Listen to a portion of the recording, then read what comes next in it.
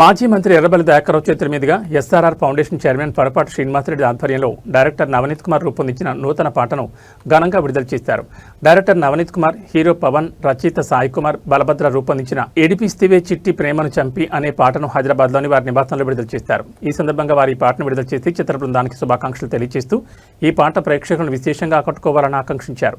ఈ పాటను చాలా అద్భుతంగా రూపొందించారని, ఈ పాటను ప్రేక్షకులు తప్పకుండా చూసి ఆదరించాలని వారు కోరారు.